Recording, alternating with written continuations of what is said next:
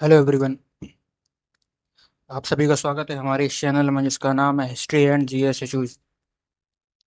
अभी हम सिंधु घाटी सभ्यता का चैप्टर पढ़ रहे हैं और उसके दो वीडियो आ चुके हैं जिसमें हमने काफ़ी सारा चैप्टर कंप्लीट किया है।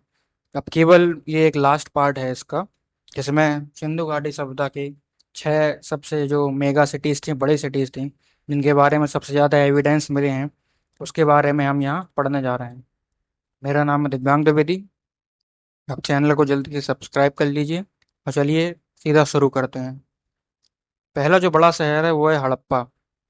ये इसकी खोज ही सबसे पहले हुई थी और इसीलिए इस सिविलाइजेशन का नाम हड़प्पा सिविलाइजेशन भी है, यानी हड़प्पा सभ्यता भी इसको बोला जाता है। तो हड़प्पा सिटी कहाँ है, मैप के माध्यम से जानते हैं। ये आपकी हड़प्पा सिटी रावी नदी के किनारे है। हड़प्पा ये वाला लोकेशन है। हड़प्पा सभ्यता की खोज किसने की? दयाराम साहनी ने 1921 में सबसे पहले यहाँ उत्खनन किया, यानी कि वहाँ खुदाई की, और वहाँ पे कई सारी चीज़ें मिली जिनके बारे में हम यहाँ जानेंगे। इसके बाद 1926 में माधो स्वरूप बत्स ने और व्हीलर ने 1961 में यहाँ पर खुदाई की। यहाँ क्या वस्तुएं मिली हैं? R37 कब्रिस्तान मिला है यहाँ से। स्वास्तिक चिन्ह मिला है। यहाँ इमेज के माध्यम से समझेंगे। ये है R37 कब्रिस्तान, इस तरीके से। यानी यहाँ पर कई सारी कब्रें मिली हैं, तो उस प्लेस को उन्होंने आर और एच के नाम पे है, तो ये आर वाला है। 37, यानी वहाँ शायद 37 साइड मिली हैं। 37 कब्रें मिली हैं, इसलिए उन्होंने उसे कब्रिस्तान का नाम दे दिया। तो ये इस तरीके से ये कंकाल मिले हैं, ये कब्रिस्तान है। और ये स्वास्तिक का चिन्ह बना हुआ मिला है, जो किसी टूटी हुई दीवार का या किसी सील का हो सकता है। विदेशी की कब्र मिली है। इक्का गाड़ी मिली है। श्रृंगार पेट का अन्नागार मिला है। शंख के 3 छल्ले। जैस्पर के मन के एवं आभूषण। जैस्पर एक तरीके का कीमती पत्थर होता था, चमकदार, इससे मन के आभूषण बनाए जाते थे। स्टैचू ऑफ प्रीस्ट यानी पुजारी की प्रतिमा मिली है। बुने हुए कपड़े और पुरुष की खोपड़ी मिली है। पुजारी की प्रतिमा ये है, इस तरीके से शॉल ओढ़ा हुआ है इसने, दाढ़ी है इसकी, और ऊपर ये जैसे कमरबंद बनाया जाता है ऐसे ये सिर पे एक बैंड सा लगा रखा है, जो कि इसकी कुलीन घराने से होने का बताता है, इसको संकेत देता है। विशेषता क्या है? मुख्य सड़कें औसतन 8 से 10 मीटर चौड़ी हुआ करती थी। नालियां ग्रिड पद्धति में थी। अब दिखाते हैं मुख्य सड़कें किस तरीके से हैं। ये आपको एक ये देख लीजिए, ये एक शहर इस तरीके से मिलता है, और ये मुख्य सड़क है। ये 8 से 10 किलोमीटर समकोण पे सारी चीजें बनी हुई हैं। नालियां ग्रिड पद्धति में, यानी ऐसा ये ग्रिड पद्धति में नालियां बनी हुई हैं बाकायदा, बीच में घर, उसके बाद फिर नाली, इस तरीके से। और देखते हैं और क्या मिला है, और क्या विशेषताएं हैं। छह छह की दो पंक्तियों में कुल 12 अन्नागार मिले हैं, यानी 12 वेयर हाउस या गोदाम मिले हैं जहां पर अन्न रखा जाता था। इसका कुल क्षेत्रफल 2745 वर्ग मीटर से भी अधिक है, यानी एक बहुत ही अन्ना बड़ा एक गोदाम मिला है। और इसी गोदाम के समीप दो कमरों के बैरक मिले हैं, जिसमें मजदूर रहते थे, मजदूर रहा करते होंगे। मजदूरों के रहने के लिए जगह भी बनाई गई थी। इस तरीके से आप ये देख सकते हैं, ये हड़प्पा सभ्यता की खुदाई है, इस तरीके से। ये अन्नागार है। अन्नागार की एक बड़ी इमेज दिखा देते हैं, ये आपके अन्नागार की इमेज, ठीक है। और यहाँ ऊपर बैरक वगैरह बने हुए हैं यहाँ किनारे, इसमें ये इस तरीके से यहाँ बैरक बने हुए हैं जगह जगह। ऊपर की दीवारें खत्म है, इसलिए समझ में ज्यादा नहीं आ रहा होगा। एक आयताकार मोहर मिली है जहाँ स्त्री के गर्भ से निकला हुआ पौधा मिला। मिला का मतलब उसमें ऐसी सील बनी हुई थी, ये स्त्री बनी है, उसके गर्भ से एक पौधा निकल रहा है, जो कि उर्वरता की देवी यानी पृथ्वी माता को माना जाता है। उनको दर्शाने के लिए इस तरीके की मोहर बनाई गई। तो ये हड़प्पा सभ्यता में इस तरीके की सील भी मिली है। ये एक सरंगी जानवर है, जो कि कम देखने को मिलता है। किस्से कहानियों में ज्यादा रहता है। इस तरीके के बर्तन मिले हैं। और ये जो कल्पना की गई इन सारे साक्ष्यों के माध्यम से, तो इस तरीके की शहर की कल्पना की है कि कुछ इस तरीके का शहर रहा करता होगा, ईंटों का बना हुआ। अब अगला जो स्थान है हमारा वो है मोहनजोदड़ो। ये कहाँ है? पाकिस्तान के सिंध प्रांत का लरकाना जिला, क्योंकि सिंधु नदी के किनारे है। यहाँ पर मोहनजोदड़ो स्थित है। कहाँ है मोहनजोदड़ो? ये है आपका मोहनजोदड़ो, यहाँ ये सिंधु नदी के किनारे ये वाला है। और इसके जस्ट बगल में है कोटदीजी। इसके आमने सामने की जो सभ्यताएं हैं, ये हैं आपके जॉन मार्शल, जो कि पूरा एक आर्कियोलॉजिस्ट थे। और ऐसे ही किसी एक साइट पर यहाँ खड़े हुए हैं। तो ये तब की फोटो है जब वहां पर वो खुदाई कराने के लिए गए थे। इनकी किताब भी आई है, बड़ी फेमस किताब है जिसका हमने जिक्र किया था पिछले वाले वीडियो में। तो वीडियो आप जरूर देखना जाकर। मोहनजोदड़ो की खुदाई में क्या हुआ? राखल दास बनर्जी ने 1922 ईस्वी में की, मैके ने 1927 में, और व्हीलर ने 1930 ईस्वी में इसकी खोज की। और खोज में क्या मिला हमको खुदाई में?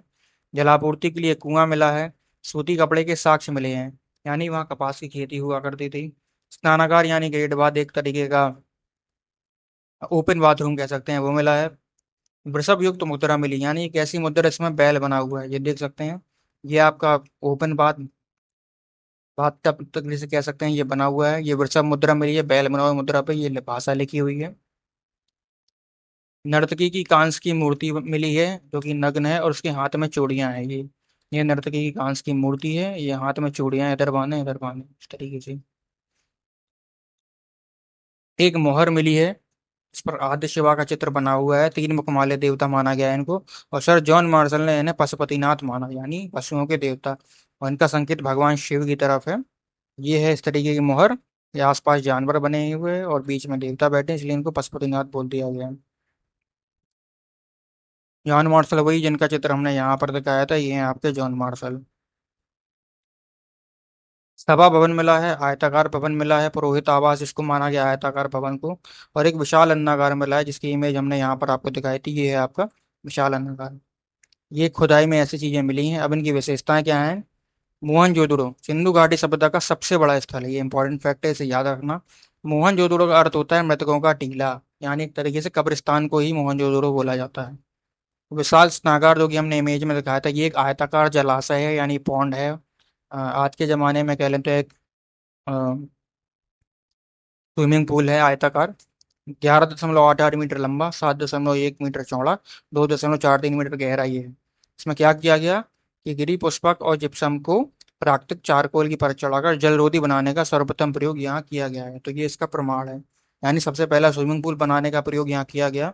और पानी लीकेज ना हो, पानी वहाँ भरा रहे, अंदर जमीन में न समाये, उसके लिए चारकोल और जिप्सम की परत मिलाकर इसकी लेयर बनाई गई, जैसे कि आजकल टाइल लगा देते हैं। तो इस तरीके का एक प्रयोग यहाँ किया गया, यानी एक सीमेंट का एक तरीके से काम किया, सीमेंट की मोटी परत। इसका प्रयोग कहाँ होता था? धर्मानुष्ठान संबंधी स्नान के लिए, जैसे कि हमारे आज के टाइम में कुंभ वगैरह में होता है, छठ पूजा वगैरह में इस्तेमाल होता है, स्नान किया जाता है। तो इस तरीके का यहाँ पॉन्ड बनाया गया है। मोहनजोदड़ो नाम की जो मूवी आई है उसमें आप इस तरीके का सीन देख सकते हैं, स्पष्ट रूप से दिखाया है। तो इस स्नानागार को मार्शल ने क्या कहा है? विश्व का एक आश्चर्यजनक निर्माण कहा है, क्योंकि और तरीके की खोजों में इस तरीके की चीजें उन्हें नहीं मिली हैं वहां पर। इसलिए उन्होंने इसे एक आश्चर्यजनक निर्माण कहा है। इसके उत्तर व दक्षिण में पकी हुई पतली ईंटों से सीढ़ियां बनी हुई हैं, ये देख सकते हैं आप। ये इधर सीढ़ियां बनी हुई हैं, ये इस तरीके से ऐसी सीढ़ियां बनी हुई हैं इधर उत्तर और दक्षिण में। और इसके अलावा उत्तर दिशा में कपड़े बदलने के 6 कक्ष बने हैं, ये देख सकते हैं इस तरीके के। ये 6 कक्ष बने हुए हैं कपड़े बदलने के लिए। यहाँ की सबसे बड़ी इमारत जो है वो क्या है? विशाल अन्नागार यानी ग्रेट गैलरी, यानी कि जो गोदाम मिला है ये सबसे बड़ी इमारत है यहाँ की। इसकी क्या विशेषता है? पूर्व से पश्चिम में 45.72 मीटर लंबा तथा उत्तर से दक्षिण में 22.86 मीटर चौड़ा ये गोदाम है। तो यहाँ की सबसे बड़ी इमारत है। ये इस तरीके से आप यहाँ देख सकते हैं, जंगल के बीचों बीच मिली है ये सभ्यता। अब अगला स्थान है लोथल, इम्पोर्टेंट स्थल है। लोथल कहाँ है? अहमदाबाद में, गुजरात। गुजरात में अहमदाबाद में भोगवा नदी के किनारे है ये। अब देख लेते हैं इसकी जगह कहाँ है लोथल की। ये है लोथल आपका, इधर पर ये है लोथल, एकदम किनारे है व्यापारिक नदी और समुद्र को यहाँ से लगता है। एस आर राव ने यहाँ खुदाई की 1953-54 में। खुदाई में क्या मिला? हाथी दांत का पैमाना मिला है, घोड़े की मृण मूर्तियां मिली हैं। ये आपको इमेज दिखाते हैं, ये है घोड़े की मृण मूर्ति, मिट्टी की घोड़े की मूर्ति मिली एक तरीके से बनी हुई। फारस की मोहर मिली है, शतरंज के साक्ष्य मिले हैं। इस तरीके से आप देख सकते हैं ये मोहर मिली है जो कि बनी हुई है।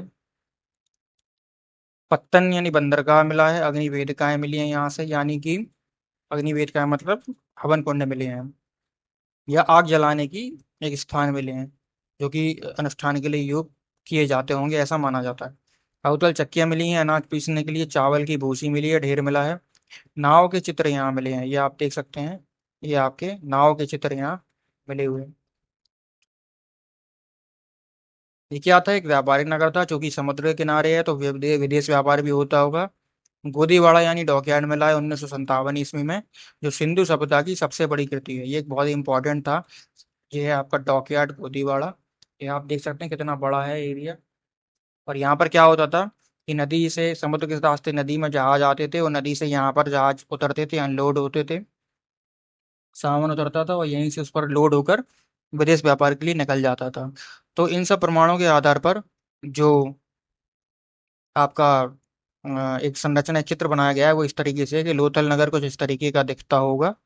ये यहाँ से नदी आई दो तरफ से, और यहाँ पर ये डॉकयार्ड बना गया। ये जो सीन है, ये इस तरीके का आज का सीन है। यहाँ पर जहाज उतर रहे हैं, सामान चढ़ रहा है, उतर रहा है, और इस तरीके की ये किलेबंद बस्ती थी एक तरीके से। तो सागर तट पर स्थित है लोथल नगर, नदी भी वहां से निकलती हुई है। तो ये पश्चिम एशिया यानी मेसोपोटामिया से व्यापार का एक प्रमुख बंदरगाह था, ऐसा माना गया है। कीमती पत्थरों के लिए प्रसिद्ध है, यहाँ मनके वगैरह बनते होंगे पत्थर के। और साबरमती की सहायक नदी भोगवा के किनारे स्थित है। अब व्यापार कैसे होता होगा? ये है लोथल नगर, तो यहाँ से ये अपना ऐसा जाकर, और ये यहाँ जाता होगा। यहाँ है सुमेरियन सभ्यता, यानी दक्षिणी मेसोपोटामिया में है यहाँ पर। ये है मेसोपोटामिया सभ्यता जो कि ईरान में थी। ये है आपका ईरान। यहाँ से यहाँ तक विदेश व्यापार होता होगा। इसके अलावा यहाँ भी होता होगा, पाकिस्तान में जो सभ्यताएं हैं, बालाकोट वगैरह की, यहाँ भी होता होगा। यह डॉकयार्ड। अगला शहर है धौलावीरा, बहुत ही इंपॉर्टेंट शहर है, गुजरात के कच्छ जिले में है। और यहाँ जो नदी है वो मनसार है, मनसार नदी के किनारे है। तो ये है आपका धौलावीरा। ये इधर से आया, ये है आपका धौलावीर, कच्छ जिला है यहाँ। गुजरात में कच्छ का रण लगता है, पाकिस्तान बॉर्डर। 2019-20 में इसे विश्व धरोहर स्थल में शामिल किया गया, यानी UNESCO, world heritage committee of UNESCO ने, जो कि इंटरनेशनल लेवल पे एक संरक्षण साइट बनाती है जगह जगह, जो कि एक इम्पोर्टेंट और ऐतिहासिक साइट है, उसको हमारी धरोहर मानते हैं, उसको संरक्षण करने के लिए लिस्ट बनाते हैं, तो उसमें इसे भी शामिल कर लिया गया। 27 जुलाई 2021 को ऑफिशियली नोटिफिकेशन जारी कर दिया गया कि ये अब इंटरनेशनल संरक्षण में रहेगा, और स्थानीय सरकारों को भी उसका संरक्षण करना होगा। तो एक बहुत ही इंपॉर्टेंट साइट बन चुकी है। जेपी जोशी ने 1967-68 में यहाँ खुदाई की, और रविंद्र सिंह बिश्ट ने भी 1990-91 में यहाँ खुदाई की। अब इस यहाँ खुदाई में क्या क्या मिला है? ये एकमात्र ऐसा स्थल मिला है जहाँ नगर 3 भागों में विभाजित था, पूर्व, मध्य और पश्चिम। तो इस तरीके से आप देख सकते हैं, ये है आपका लोथल। ये 3 भागों में विभाजित है, ऐसे करके, ऐसे यहाँ पर बस्तियां बनी हुई हैं। इसको आप देख सकते हैं। 3 भाग मतलब एक पहले ये एरिया, फिर दूसरा ये एरिया, और तीसरा ये ऊंचा वाला एरिया। जैसे कि पुराने वीडियोस में हमने बताया कि जो ऊंचे स्थान पर होता था उसे दुर्ग कहते थे, और नीचे स्थान पर जो होता था नगर होते थे। तो यहाँ पर 2 पार्ट में नगर बसा हुआ है, यानी कि 3 भाग में बसा था। 73 मीटर लंबा जलाशय मिला है एक, शैलकृत जलकुंड मिला है, स्टेडियम बना हुआ मिला है खेलने के लिए, यहाँ पर भाग मनोरंजन के खेल होते होंगे। 16 कृत्रिम जलाशय बने हुए मिले हैं जल संरक्षण के लिए। पॉलिशयुक्त सूचना पट्ट मिला है, और खगोलीय वेधशाला यानी एस्ट्रोनॉमिकल लैब वहाँ मिली है, जहाँ अंतरिक्ष के बारे में जानकारियाँ प्रयोग किए जाते होंगे।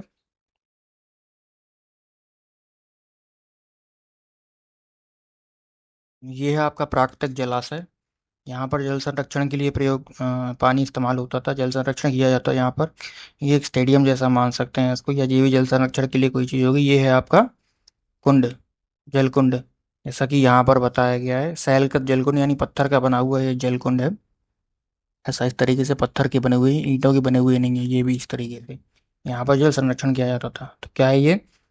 कच्छ जिले के भचाऊ तालुका में स्थित है, और सिंधु सभ्यता का एक प्राचीन और विशाल नगर है। उन्नत जल संचयन और प्रबंधन प्रणाली के लिए सुप्रसिद्ध है, जो कि चित्र के माध्यम से हम समझ सकते हैं कि यहाँ पर जलकुंड बनाए गए हैं, जलाशय भी बनाए गए हैं, या इस माध्यम से जल संरक्षण होता था। और क्या है? धौलावीरा में लोथल की बस्तियां किलेबंद थी, 3 भागों में विभाजित थी, तो 3 भाग यहाँ बता दिए। और किलेबंद बस्तियां थी, तो ये देख सकते हैं कि यहाँ पर ऊंची ऊंची दीवारें हैं, इस तरीके से ये किलेबंद बस्ती ही है। ये ऊपर चढ़ने के लिए सीढ़ियाँ इस तरीके से किलेबंद की जाती थी। और लोथल का देखना है तो लोथल का ये चारों तरफ जो दीवार दिख रहे हैं ये भी किलेबंदी की ही दीवार है। इस तरीके से ये फैक्ट हमने देखा। अब यहाँ ऐसे पत्थर प्राप्त हुए हैं जिस पर हड़प्पा लिपि को बड़े बड़े अक्षरों में लिखा गया है। ये तो ये देख सकते हैं ये पत्थर हैं। यहाँ हड़प्पा लिपि बड़े बड़े अक्षरों में लिखी गई है दाएं से बाएं तरफ। भाव चित्रात्मक लिपि है, पिछले वीडियो में हमने देखा था। और ये इसे अभी तक कोई पढ़ नहीं पाया है। मोरूधारू नामक हड़प्पा युग की किलेबंद बस्ती की खोज यहाँ पर हुई है, यानी जो बस्ती मिली है उसको मोरूधारू नाम दिया गया है। तो इस चीज को आप ध्यान रखें। शनूदड़ो, ये एक दूसरा प्लेस है। पाकिस्तान के सिंध प्रांत में नवाब शाह जिला में स्थित है और सिंधु नदी के किनारे है। अब मैप में इसको देखते हैं कि ये किस जगह है। चनूदड़ो आपका ये इधर स्थित है, अमरी के बगल में। ये है चनूदड़ो नामक प्लेस। सिंधु नदी यहाँ से आई हुई है, पाकिस्तान में है। चनूदड़ो की विशेषताएं क्या हैं? मैकी ने 1935 में यहाँ खुदाई की, एनजी मजूमदार ने 1931 में खुदाई की। तो खुदाई में क्या मिला? अलंकृत हाथी मिला है, खिलौने मिले हैं, नारी सौंदर्य प्रसाधन यानी कॉस्मेटिक की वस्तुएं मिली हैं, लिपस्टिक जैसे, वक्राकार ईंटें मिली हैं, बिल्ली का पीछा करते हुए कुत्ते का पदचिन्ह मिला। इस तरीके के एविडेंस वहाँ मिले हैं। ये एक औद्योगिक नगरी थी, इंडस्ट्रियल एरिया था। मन के सीप अस्थि तथा मुद्रा बनाने का प्रमुख केंद्र था। यानी मन के भी बनाए जाते थे आभूषण, सीप से भी आभूषण वगैरह बनते थे, अस्थि से भी आभूषण या हथियार बनते होंगे। और मुद्रा बनाने का प्रमुख केंद्र था जो कि व्यापार में प्रयोग किया जाता था। धूकर जागर संस्कृति के अवशेष मिले हैं। ये सिंधु पूर्व की संस्कृति, हड़प्पा से पहले की भी संस्कृति जो कि ग्रामीण संस्कृति थी। और जैसा कि हमने स्टोन एज वाले में पढ़ा कि जो भी ग्रामीण संस्कृति वो ही डेवलप होने के बाद नगरीय संस्कृति में बनी है। ग्राम ही डेवलप होने के बाद सिटी बने हैं। तो झोकर जागर संस्कृति की जगह पर ही चंदूदड़ो आ गया डेवलप सिटी के रूप में। ये प्रमाण क्या है ये देख सकते हैं। ये आप ये प्लेस है, यहाँ खुदाई हुई थी। ये मन के सीप वगैरह के आभूषण वगैरह बने हुए, ये आभूषण बने हैं यहाँ पे मनके के। और कीमती पत्थरों के आभूषण, ये कीमती पत्थर हैं इस तरीके से। और ये चर्ट नामक पत्थर है, इसको मापतौल के लिए उपयोग किया जाता था जो कि हमने पिछले वीडियो में पढ़ा। ये दो दो के अनुपात में है, दो दोगुने अनुपात में इस तरीके से आप देख सकते हैं, जो कि 12,800 तक का पैमाना था। ठीक है। अब हमारा जो आखिरी स्थल है वो है कालीबंगा। कालीबंगा कहाँ है? राजस्थान में, हनुमानगढ़ जिला में स्थित है, घग्गर नदी के किनारे। अब इसे मैप में देखते हैं।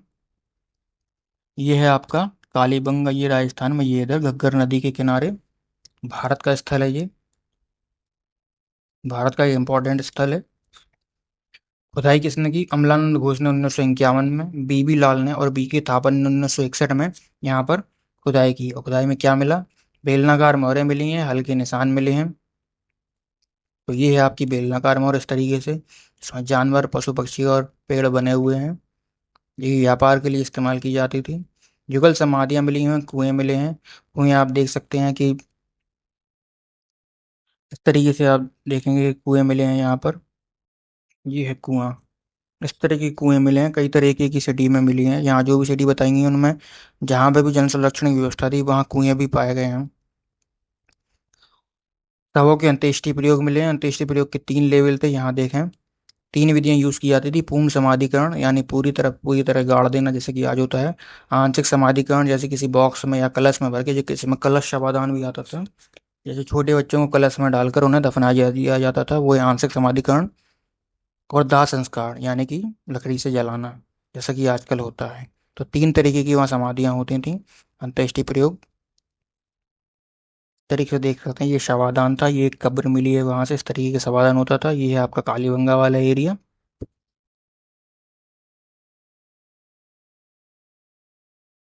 अलंकृत ईंटें मिली हैं, यानी ऐसी ईंटें जिनको अलंकृत किया गया, डिजाइन किया गया। अग्नि वेदिकाएं मिली हैं, यानी कि आग जलाने की एक तरीके से कुंड वगैरह मिले हैं, जैसे हवन के लिए भी इसको जोड़कर देखा जाता होगा। इस तरीके की ये चबूतरा बनाया, चबूतरे के ऊपर इस तरह की अग्नि वेदिकाएं बनी मिली हैं, जो कि आप देख सकते हैं कि धार का जो बाग देवी वाला मंदिर है उसमें भी इस तरीके की बीचों बीच अग्नि वेदिका बनी हुई है।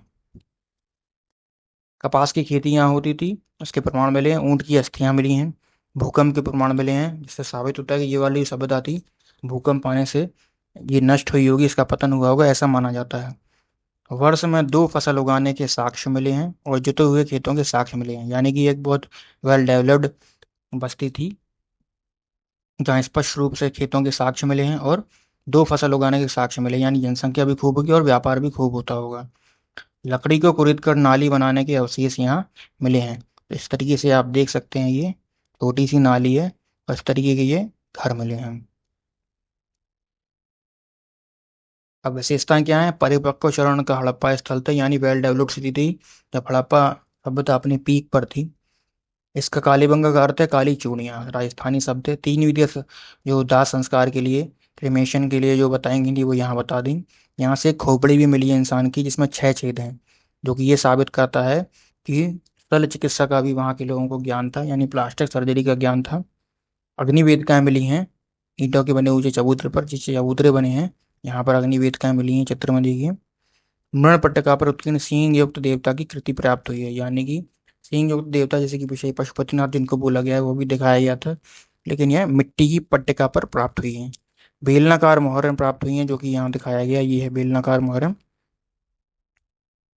ये पश्चिम एशिया मेसोपोटामिया से इसके व्यापारिक संबंधों की पुष्टि करते हैं, यानी मेसोपोटामिया से इसका व्यापार होता था ईरान में, तो इस संबंध की ये पुष्टि करती है। अब देखते हैं कालीबंगा। कालीबंगा का व्यापार यहाँ से लेकर यहाँ तक होता था, तो ये किस तरीके से? तो जल मार्ग से भी होता होगा और स्थल मार्ग से भी होता होगा। तो ये हमारा आज का बाकी की 6 इंपॉर्टेंट सीरीज है, चित्र के माध्यम से आप समझ सकते हैं। ये पहले के 2 पार्ट सिंधु घाटी सभ्यता के हमने यहाँ कंप्लीट कर दिए हैं, पार्ट 1 पार्ट 2। इसके सिंधु घाटी सभ्यता की कई विशेषताएं बताई गई हैं और भी कई शहरों के बारे में बताया गया है, तो इनमें आप देख सकते हैं कई सारे एग्जाम्स में ये पूछा जाता है, इसके लिए जरूरी है। स्टोन एज का भी हमने कंप्लीट चैप्टर यहाँ किया है, इसमें सारे फैक्ट कंप्लीट कर दिए गए हैं। ये वीडियो भी जरूर देखें, इन तीनों वीडियो को जरूर देखें। एसएससी, रेलवे, पुलिस और कई तरीके के एग्जाम में यहाँ फैक्ट उपयोग होंगे। टेलीग्राम पर पीडीएफ भी इनकी मिल जाएगी, हिंदी इंग्लिश दोनों मीडियम में है। टेलीग्राम चैनल डिस्क्रिप्शन बॉक्स में दिया गया है, जिसे आप जाकर सब ज्वाइन कर लेना। यहाँ चैप्टर हमारा सिंधु घाटी सभ्यता का कंप्लीट होता है।